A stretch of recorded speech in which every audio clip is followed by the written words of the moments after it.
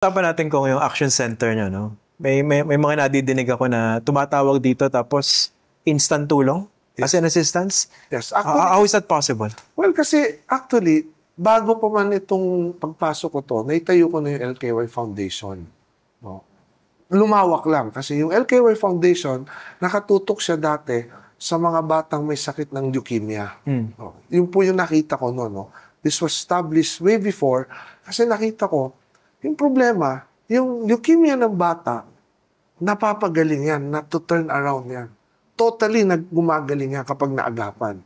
So, ang nangyayari, humingi yung pamilya, yung nanay, may leukemia yung anak. Humingi ng pera, nakakuha ng tulong, nakakuha sa PCS o nakakuha. Pero one time or two, ano? One time or two times. Pero tsaka, kapag pera ang nakuha, inuuna ngayon ng nanay yung pagkain ng pamilya. Pangangailangan. Yung pangangailangan sa pang-araw-araw. So, hindi rin na ipapagamot. So, namamatay. So, ginawa ko yung KY Foundation, ginawa natin, para kunin. So, kami na yung sumusundo, kami na nagdadala sa ospital, sinisigurado natin na mabuo yung cycle. No? Kailan po ito nagsimula? Hindi ko na sure yung 2008. Before you entered politics? Before I entered politics. No? So, itong Action Center, minerge lang natin. So, alam niyo naman, yung mga congressman, meron po yung mga GL, yung mga medical assistance for indigent patients. Yun po, kinukuha ko yun. So, sinama ko lang, minerge ko lang. Pero kapag tumawag po kayo, hindi ko kailangan pumunta kayo sa opisina. Hindi ko kailangan makuha ko yung data mo. Hindi ko kailangan magpa-picture sa'yo. No? Dahil ayoko na maging pabigat pa.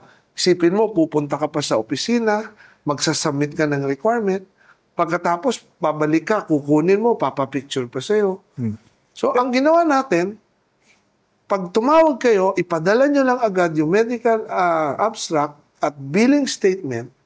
At kapag na-check natin sa hospital na ito ay totoo, pinapadala na namin agad yung tulong, either guarantee letter code na magagamit mo sa hospital, either cash na galing po sa atin, or kung anong kailangan mong tulong or gamot na pinapadala namin sa iyo. No? Do you also use your personal money dito? Yes. Like magkano nilalaan nyo para sa Action Center? Sa foundation kasi namin nilalaan, 5% of our earnings nilalagay namin sa foundation. So foundation ang nagbibigay na sa Action Center. Can you give us an idea kung magkano